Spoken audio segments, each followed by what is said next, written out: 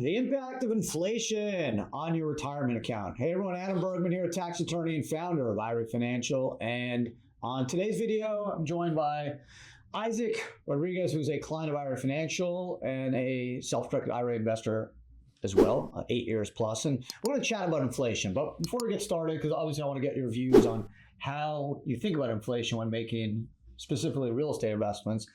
The way I look at inflation is, obviously, I was born in the 70s. I don't really remember much of the 80s when inflation was, 18, 20%. So most of my life, I've been dealing with very, very low inflation times. We had COVID, inflation dropped almost to zero. And then, bang, inflation popped up to the highest levels in, 30 years, which in 2024, we're now at a situation where inflation is potentially cooling.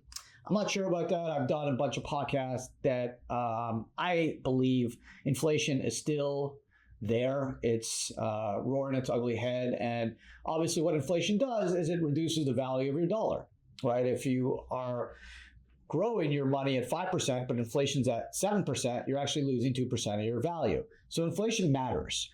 However, and I think we're going to chat about this in a minute, when I think about self-directed investing, inflation is a small percentage of what I'm thinking about, just because I don't know where inflation will be in 15 years, 10 years, 20 years, 30 years.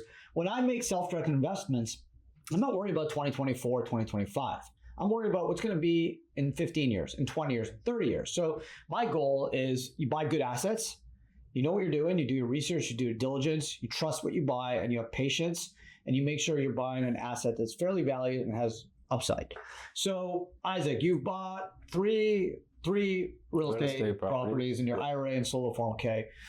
How do you see inflation, right? We're close to the same age. You're a little bit older. How do you think of inflation? I don't think of inflation, honestly, because it's long term. When I bought real estate, I looked at it the long term and residual income. So that's you were focused on. I want to defer my income. I don't want to pay tax on the income. I want to have an asset that goes up, appreciates, and also I can live off the cash. Correct. Obviously, inflation could reduce the potential earning power of that cash. Now, we spent a lot of time in Miami, New York, both of us. It's expensive. It is. Like inflation is real, right? I give this example. I went to a sandwich, like a cafeteria, coffee shop near the office in Miami, and they had Scotch tape on the menu. They just doubled the price in literally like 2 years. Literally just doubled the price. And we talk about this. So inflation is real. It's real, but like I said, it's a long term. And as you get older, of course, things get very expensive. Hopefully, it's just residual income that you're getting.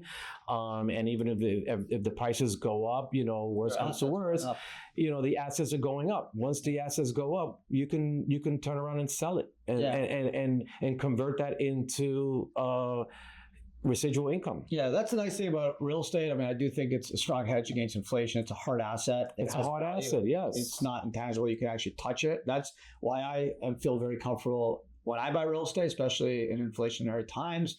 You always have the opportunity to raise rents, right? Because, my tenant's year to year.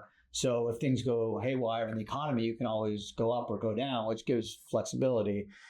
Inflation's real. We haven't really experienced it since really 2021 to 24. It's been 3 years. The Fed thinks it's dissipating. I'm not sure. I think it's still there. I think there's significant inflation in the economy. We'll see who's right. But when I'm thinking about making investments, it's in my head.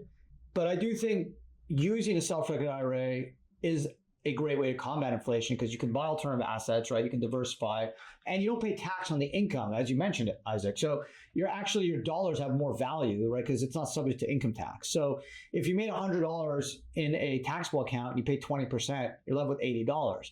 If you make $100 in an IRA, you have $100. So your buying power is until you use it. Right. Right. And if it's a Roth IRA, you don't pay any tax. No. So your buying power is increased, which gives you at least an upper hand over inflation. because it's not subject to income tax. So any last words of wisdom on inflation? Well, if you are lucky enough to have a Roth IRA, of course, that's tax-free. With all your investments, as long as you held it for 5 years. And you're 59.5. And you're 59.5, you know, it's tax-free. You don't have to pay taxes on that residual income that you or anything, request. anything you pull out of the Roth, anything, or even the asset value of the money market. You know, the asset value that increases, you don't have to pay taxes on. Yeah. So like I wrote a book, "In God We Trust and Roth We Prosper," and I think it's really Roth is key. Yeah, especially for inflation, because it gives you that extra earning power because your income is not subject to taxation, which so it doesn't eat into any of the returns, which would obviously be impacted by any inflation. So